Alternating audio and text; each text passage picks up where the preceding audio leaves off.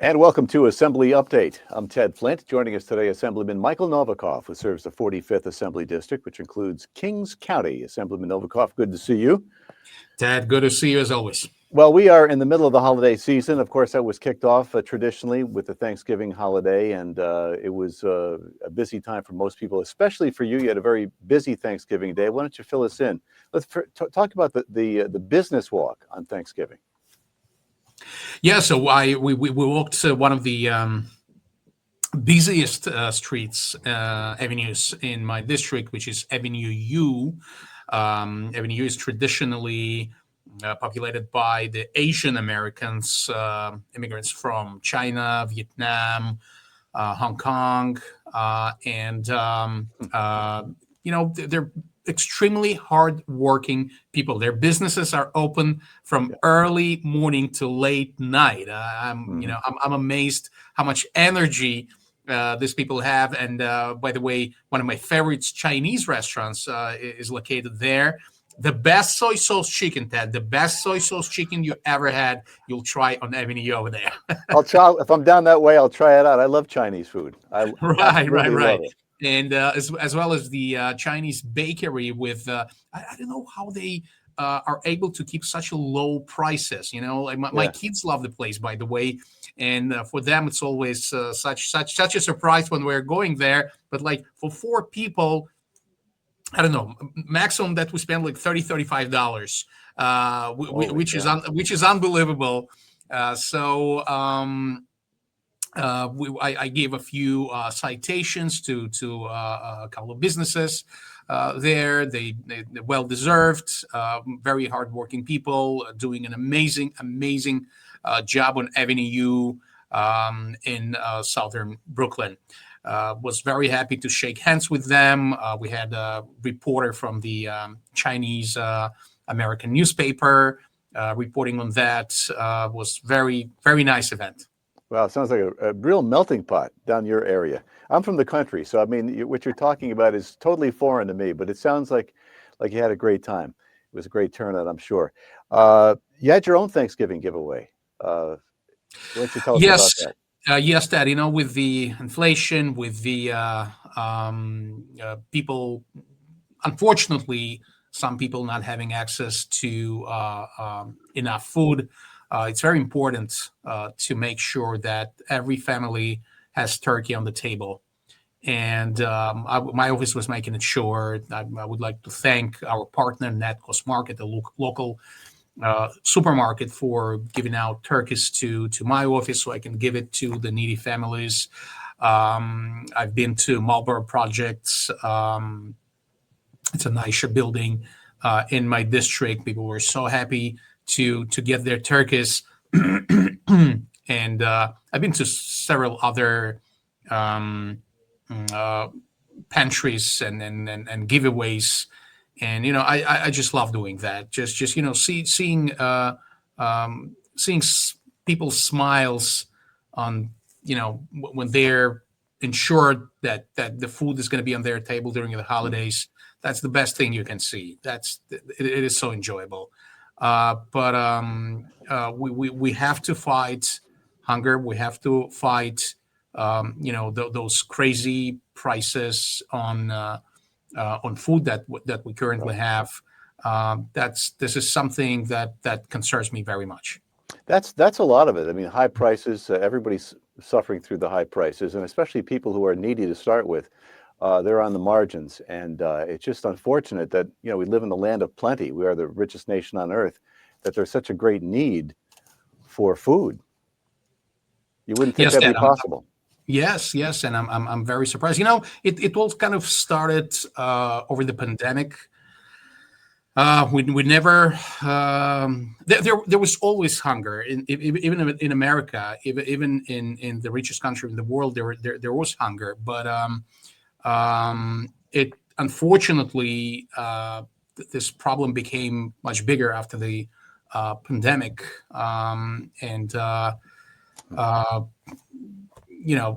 think we need to fight it on state level and federal level. I'm a staunch supporter of reimbursing people's EBT benefits, which were stolen from them to their back to their cards. And I'm working. One of my conversations in DC was about that, and I'm working hard on refunding those this funds to people's CBD cards which were stolen from them. Mhm. That's so unfair, just so unfair to those citizens. Well, it sounds like you had a really busy holiday, and it's going to get busy around here pretty soon, as you know, about another 5 weeks. You had a hearing this week. You're on the Aging Committee, one of the committees you serve on. And what did you hear there during that committee hearing that maybe gave you pause? So one of the biggest issues in New York State and in our country, and I think all over the world, is the financial exploitation. People in certain age, they're not friendly with technologies. They heard something about crypto, but they don't know what it is. So it's kind of easy to sell them something. Unfortunately, fraudsters know that, and they're trying to get as much money as they can from those elderly individuals. The whole hearing, the whole public hearing topic was financial exploitation, the most part. So my idea, which I shared with my colleagues from both sides of the aisle, I think that it should be bipartisan issue, because it doesn't matter if you're Republican or Democrat.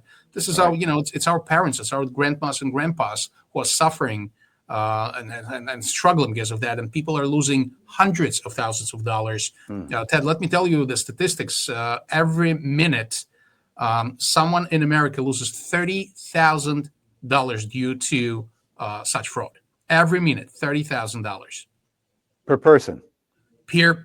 I believe so. Wow, that's amazing. And the elderly, as you point out, they're especially vulnerable because they don't, because of the technology, and they're not up to speed on it, and so they're especially at risk. It's unbelievable. It's so my idea, Ted, was creating a fund similar to a workers' compensation fund, right?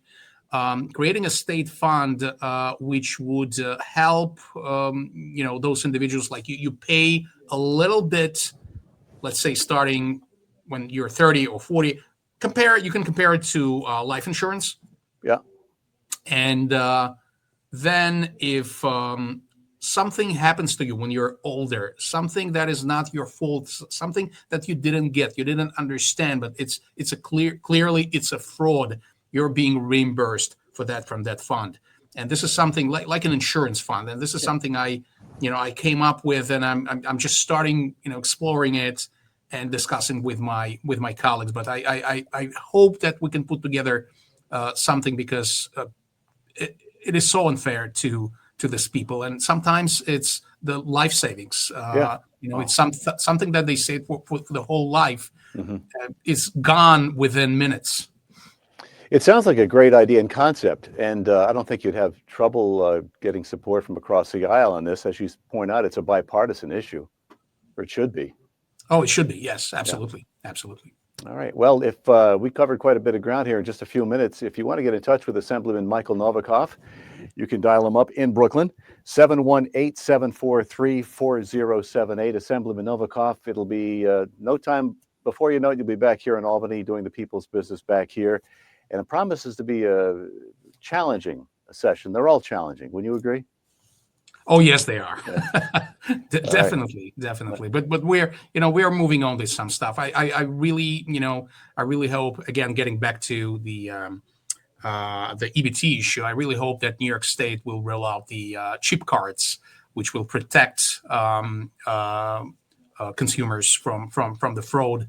And I hope that my bill, which requires grocery stores to check for skimming devices twice a day, morning and night, will pass, and which will help significantly.